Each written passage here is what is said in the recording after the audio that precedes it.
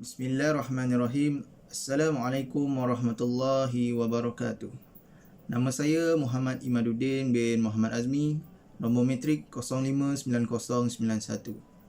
Alhamdulillah, pada hari ini saya akan berkongsikan atau mengupas berkaitan dengan salah sebuah video YouTube yang telah kami ambil sebagai bahan kajian kami daripada YouTube channel Sunnah Film yang diterbitkan pada 23 Januari tahun 2016. Perkongsian ceramah itu berkaitan dengan Dr. Rozaimi Allah di mana, dan kami berbesar hati untuk mengambil video ini yang telah disampaikan oleh Dr. Rozaimi Ramli di salah sebuah masjid ataupun lebih dikenali namanya Rora.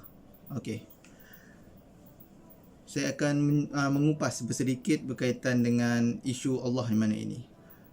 Polemik tentang di mana Allah mungkin tidak akan pernah berakhir.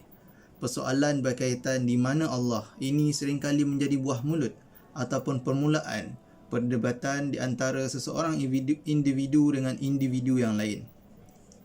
Perkara sedemikian berlaku kerana seseorang individu ini berpendapat ataupun memahami bahawa Allah di mana ini, jadi apa yang dia faham tu akan diterangkan kepada orang yang berbeza pendapat dengan dirinya. Jadi di situlah akan berlakunya perdebatan ataupun boleh berlakunya salah faham di antara penyampai ataupun pendengarnya. Jadi hal yang demikian, perkara tersebut sering mendapat perhatian dan menjadi tajuk utama penghujahan kerana setiap individu berhak mengamalkan dan berpegang dengan mazhab yang diyakini, lebih-lebih lagi usaha memahami persoalan Allah di mana. Sehubungan dengan itu, sebagai seorang mukmin yang bertakwa, kita perlulah berpegang teguh dan meyakini bahawa Allah tidak ada satu pun makhluk yang menyerupai Allah, sama ada dari segi sifat, zat, maupun dan sebagainya. Tetapi kita perlu ingat atau kita perlu tahu bahawa Allah ini sentiasa bersama kita. Seperti firman Allah Subhanahu Wa Taala di dalam surah Al-Hadid ayat 57, "Huwallazi khalaqas samawati wal arda fi sittati ayyamin tsumma istawa 'alal 'arsy ya'lamu ma yaliju fil ardi wa ma yahruju minha wa ma yanzilu minas samai wa ma ya'ruju fiha wa huwa ma'akum aina ma kuntum wallahu bima ta'maluna basir." Yang bermaksud, dialah yang menciptakan langit dan bumi dalam 6 masa. Kemudian dia bersemayam di atas arasy. Dia mengetahui apa yang masuk ke dalam bumi dan apa yang keluar daripadanya, dan apa yang turun dari langit dan apa yang naik kepadanya. Dan dia bersama kamu di mana saja kamu berada.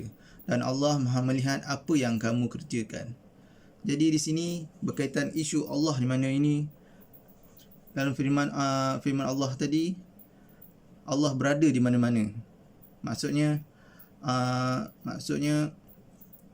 Allah sentiasa bersama umat-umatnya. Maknanya apabila kita memohon sesuatu kepada Allah, Allah Maha Pemurah, Maha Penyayang. Dia akan mengkabulkan apa permohonan kita. Tetapi Allah ni tidak mengambil sifat manusia ataupun tidak mengambil sifat makhluk, iaitu bertempat ataupun berjisim. Maknanya Allah ni tidaklah berada di suatu tempat yang khusus yang boleh kita nampak menggunakan mata ataupun kita nampak ada di situ cahaya mata. Maknanya seperti dakwaan Dr. Rozaimi di dalam videonya, ada yang mengatakan bahawa apabila kita ingin melihat Allah, mestilah ada di satu tempat maupun ada cahaya, maknanya ada kat situ Allah. Jadi kita tidak boleh memahami ataupun mengatakan Allah berada di satu tempat, kerana yang jelas lagi nyata, Allah tidak mengambil sifat manusia atau mengambil sifat makhluk, iaitu tidak bertempat dan tidak berjisim. Okey, seterusnya beliau juga ada mengatakan bahawa Allah ni berada di langit seperti firman Allah Subhanahu Wa Taala dalam surah Al-Qasas ayat 38.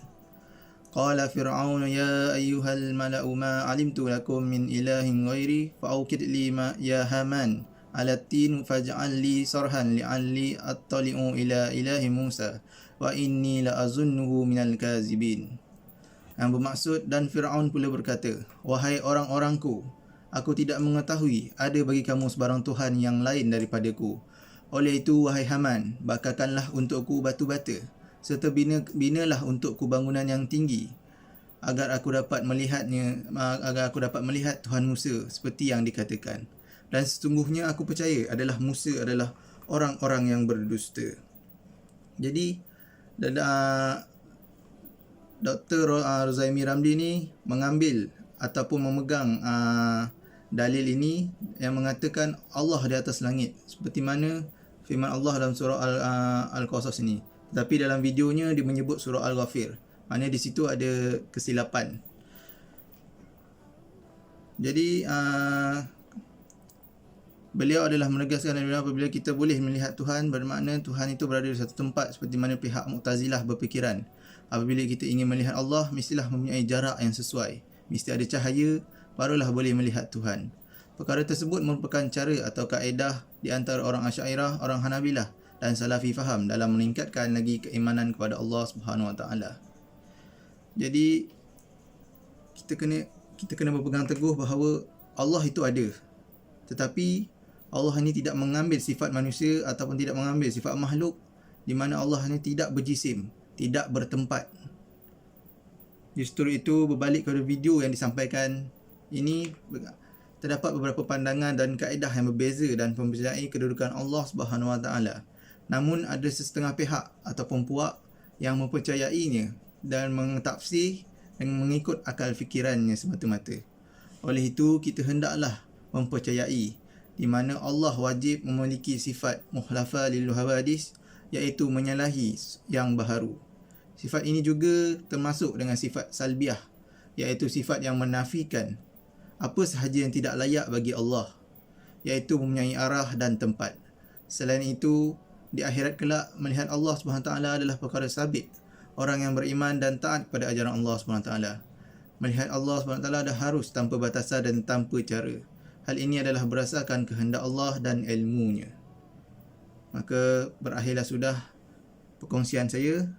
Apa yang tersilap, apa yang salah, itu daripada diri saya sendiri. Saya mohon maaf. Yang baik itu daripada Allah Subhanahu Wa Taala. Wabillahi taufiq wal hidayah. Wassalamualaikum warahmatullahi wabarakatuh.